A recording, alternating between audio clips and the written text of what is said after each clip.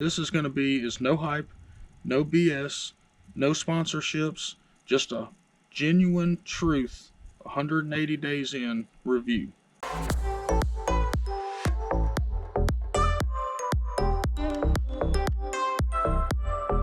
This is my 2020 Vexus AVX 1880 powered by a Suzuki 115 SS.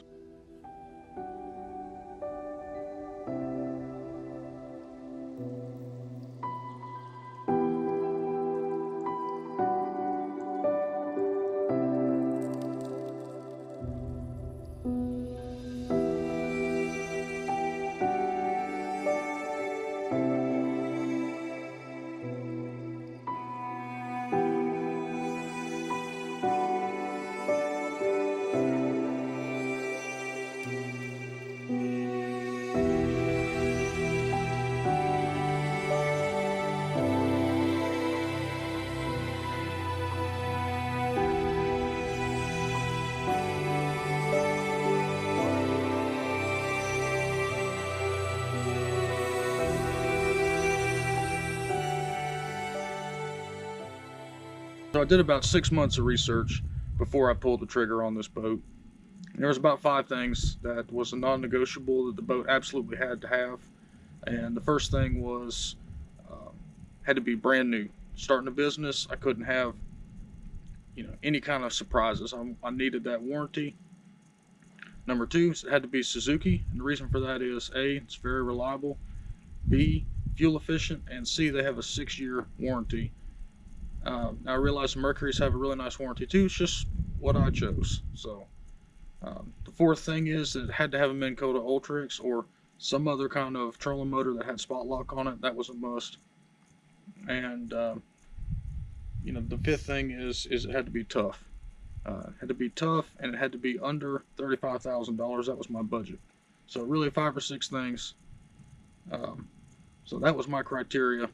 So I felt that based on my research, the Vexus was the best bang for all of that criteria. Another thing that made me ultimately decide on Vexus was their history. Even though they were a new company, the CEO and some of the other executives were heavily involved with Ranger, before the buyout of Johnny Morris and all that. So I knew they had the history of building good boats.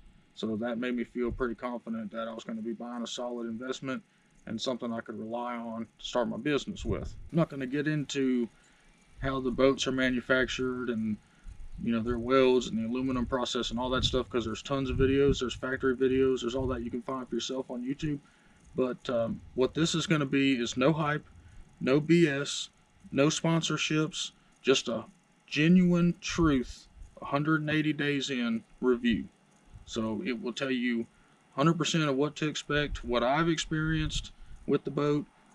It's not a hate video, it's just 100%. This is what to expect out of this boat.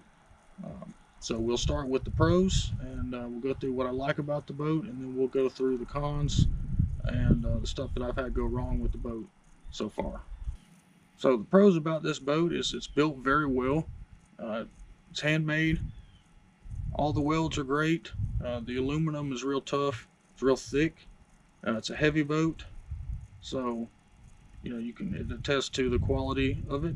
I wanted something that was going to be tough. Being out here at Lake Seminole, there's stumps everywhere, and I didn't want to run the risk of getting a hole, or anything like that happening. So it is a very tough boat. Another good thing about it is it looks very well. It's very pleasing on the eyes. I get a lot of customers that compliment how attractive the boat is. It looks like a glass boat, so I actually have to point the welds out to people and let them know it is an aluminum boat. So that's really neat. It's got a cool design. It doesn't look like your typical aluminum boat. Another really good thing about this boat or Vexus overall, is their customer service is second to none. I'm 5 hours away from the nearest dealer, and they take care of me personally. They send me parts that I need, and no other company really does that in my experience. So that's a huge plus with them. No questions asked, no problems. They've sent me multiple props trying to get my speeds right. They've sent me parts when they go bad, and I just return them right back to them. It's a really good deal with them. Highly recommend them for the customer service aspect. Another good thing about this Vexus is for an 18-foot 10-inch boat, it's actually very stable and it's pretty spacious. I usually carry 2 customers plus me, so 3 people total. I fish a customer on the front deck and I fish another one on the back, and there's plenty of room. So that was another big thing. I needed something stable for my customers. I wanted them to feel safe, and it definitely offers that. Another really nice thing about these Vexus boats is even the standard package is pretty nice. Like 4 tracks, the trailer has the boat buckles. You get remote drain plug, stuff like that comes standard on these boats, where any other kind of aluminum boat, you're going to get an edge trolling motor or something, base level, which this boat comes pretty well stocked for a standard boat without having to add a whole bunch of extra things to it. That's pretty much my pros on the boat. I like this boat. It's a good boat, but there are a bunch of cons for a boat at this price point. So I'm just going to be real honest about what's been going on. So this boat was $32,500.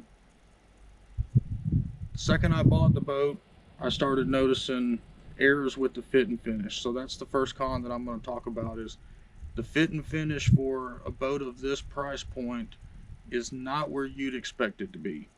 So little things like the carpet frays in certain areas.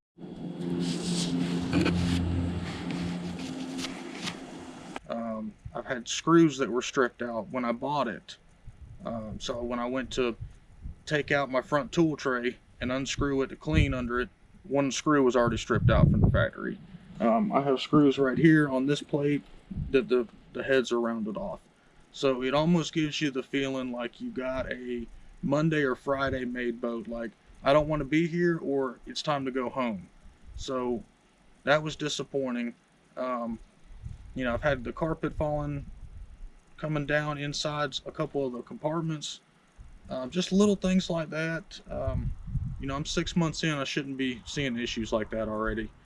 Again, with fit and finish, the front deck lids are weather stripping. It's not a real waterproof seal. It's cut. So really they have a whole bunch of it at the factory, and they just cut it to size. So you'll see, I'll show you, there's a significant gap in between my front box weather strip here,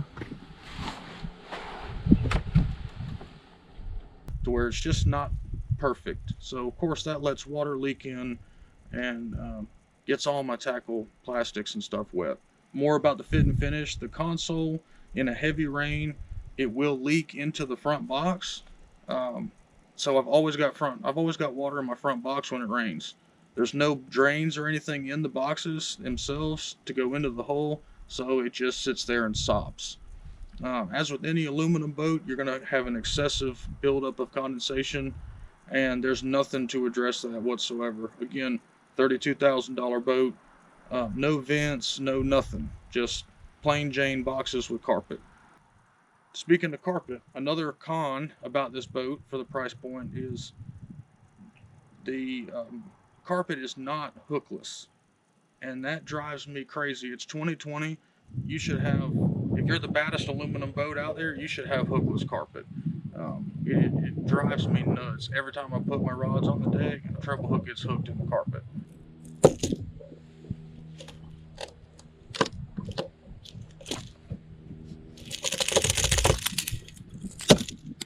Which is causing excessive wear on the carpet, and it's going to make me do a warranty claim before I have to trade the boat because the carpet's wearing out. There are some noticeable wear spots on the carpet for me going up and down on the deck. I fish out of it almost every day, whereas somebody that fishes out of it 2 times a week, it would take them 2 years to notice that. But like my boat buckles, starting to get a wear on the side. That's not Vex's fault, but it's just little things are starting to show. Stuff's coming loose, which that's to expect with any boat, but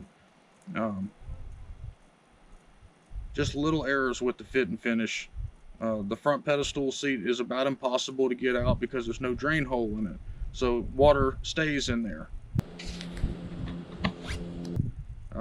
So when you go to put your front pole in and take it out, you can't take it out without a set of vice grips.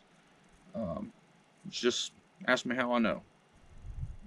Another thing is, if you have an Ultrex in this boat, you need to drill 2 holes in that front tray. That front tray has no drainage whatsoever in it, and it will hold water on your electronic foot pedal and burn your power steering out. So 90 days in, I had to get them to replace the foot pedal because of that issue. I'm pretty sure that's what the issue was. I drilled 3 small holes in it, and the water doesn't sit in there anymore. So it's little minute details like that that's starting to show up. The cleats that fold down that they talk about is so great. After about 6 months, they don't like to pop up anymore. They're really hard to get up.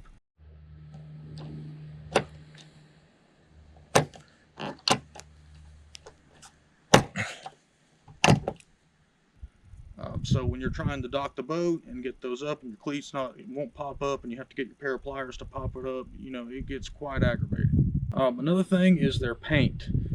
They talk about their hard case paint. It's awesome paint. It can't be scratched. That's completely false. It's very easy to scratch, actually. If you rub against a stump out there in the stump field, it will scratch the boat.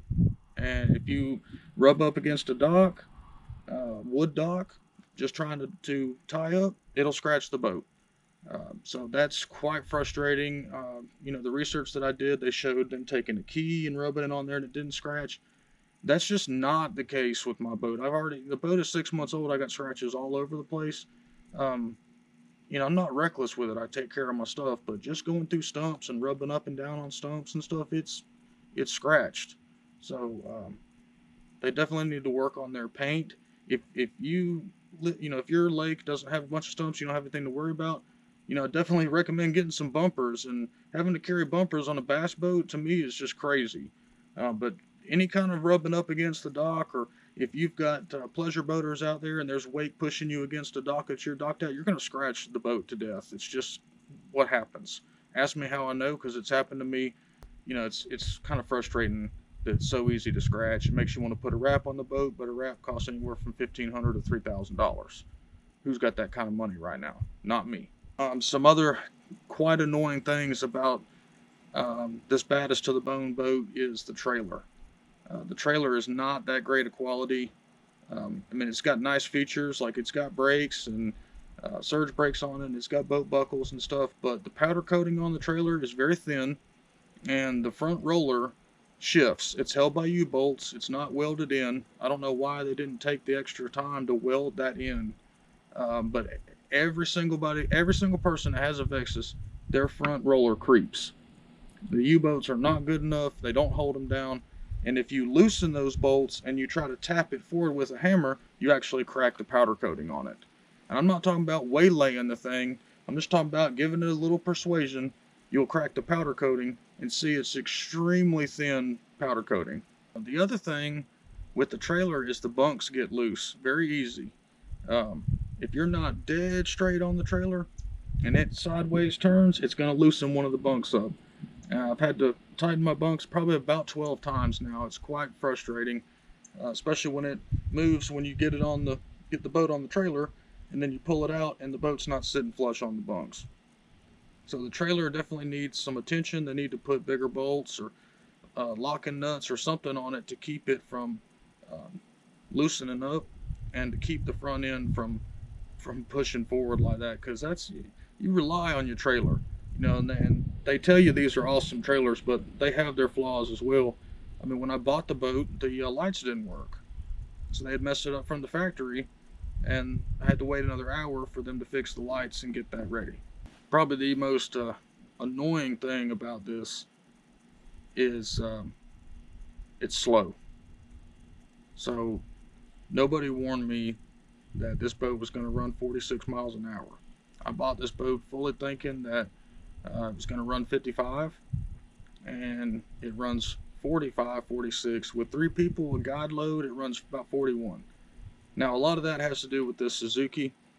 I really don't know what it is about the Suzuki's. I guess it's the gear ratio in the foot. They just don't have the speed. A lot of the guys I've talked to that have Mercuries on this boat, they're running 55. Anywhere 53 to 57 is what I'm hearing from the Mercury guys. All the Suzuki guys running 45 to 47, and I've put 4 different props on it, and it doesn't matter. I've got a jack plate on it. I've got done just about all you can do. 47 is what you're going to get. So that's highly disappointing. I also did reach out to Vexus and kind of get an inside scoop as to why they're not 150 horsepower motors hung on the back of this thing. Y'all, this boat weighs 2,200 pounds. It used to be on Vexus' website. It's not on there anymore because I know it's a real heavy boat. 2,200 pound boat needs 150 horsepower. There was some kind of design flaw to where they could not get this boat to pass the U.S. Coast Guard's course to certify the hull for a specific horsepower motor. And that's not my opinion. That's straight from Vexus. They told me that. 135 horsepower was the maximum they could put on it without it blowing the prop out through the course. Super disappointing, which tells me that somebody messed up in the hull design to where you can't handle, because the boat does not handle very well. My lake, there's a lot of S-curve places. There's a lot of real backwater stuff that you got to kind of get the boat up on its side. And if you don't have the boat trimmed almost all the way down, you're going to blow the prop out. It's just how the hull is designed. Might just be the Suzuki, I don't really know, but they don't handle that well. You are constantly on the trim, and to claim that the boat is just about handles better than a fiberglass boat, it's a long shot stretch. You will get your feelings hurt if you ride in your boat and then get in a glass boat and do the same course. You get your feelings hurt. So that's something to take into consideration. If you like going fast and you think that this boat's going to handle and perform just like a glass boat, it's just not going to happen. They're fine. They run good. They're cool boats, but they're not a glass boat. So that's what everybody needs to take away from this. It's a $32,000 aluminum boat that's overpriced, and that's honest. It's overpriced. This boat should have cost about $28,000 for the fit and finish and the stuff that's all over it. It's got Atwood receptacles. It's got Atwood switches on it. It's marketed as a high-end boat that's got cheap parts on it, and that's just reality. $32,000 boat, in my opinion, should at least have hook-free carpet and shouldn't have Atwood receptacles on it. So that's what you're getting. You're getting a nice boat. It's heavy. It's stable. It looks cool, but it's overpriced, in my opinion, and underpowered. So, almost 19. This boat is 2 inches shy of 19 foot. It needs a 150 horsepower motor on it to be competitive. All the Expresses have 150s on them at least. The Crestliners can handle them. The baddest boats in the industry should have a motor that should power the boat. So that's really it. That's 100% honest review about it, y'all. I don't mean on any kind of hate on this boat. I pay for it. I work out of it. It's a good boat. It's a good boat for someone that doesn't fish every day. That's a real good thing there. If you don't fish every single day, or if you fish, you're a weekend warrior, this is a great boat because you won't see the issues that I'm seeing until about 2 years after ownership. It really won't bother you as bad, but if you're in this boat every single day, it'll start to bother you some. And you paid this kind of money, and this is what you get for it. It's quite frustrating. Even though Vexus takes care of you, even though all of this other stuff that I've said, it's still pretty frustrating to fork out this kind of money and get kind of a mediocre boat or good boat. I wanted a great boat. Vexus and all the hype and everything was this is the baddest boat around, and it probably is the baddest aluminum as far as strength and stuff goes, but it's not super fast and it doesn't handle very well, and you have to drive this boat. You are always trimming. Anywhere you go, turns you're trimming, going fast you're trimming up all the way. You just have to drive it. So, great boat. If you're thinking about buying one, highly recommend getting one maybe used with some warranty so you're not taking a depreciation value on it. Or just look for a glass boat. If you don't need a brand new boat, buy a used glass boat. But if main thing to take away is if you're buying one of these boats because it's been hyped that it's a fiberglass boat in an aluminum body, it is not that. It looks like an aluminum boat or a fiberglass boat, It, it's cool like one is, but it does not handle like one, and it does not have the speed like one. The fit and finish isn't as great as a glass boat would be, and that's just, it is what it is. About the only glass in the boat is the console and the live wells and the 2 back boxes. That's it. So, they call it glass infused hybrid boat. There's nothing hybrid about this. Is an aluminum boat that rides on pad. So I hope y'all enjoyed it. Don't hit me too hard in the comments. I'm just trying to be honest about it. Your Mercury Vexus could be awesome, but my Suzuki Vexus is mediocre. Thank y'all for watching. Hit subscribe. If you want to take a trip out with me in this thing, Lake Seminole, go to fishlakeseminole.com. Thank y'all. Have a wonderful day.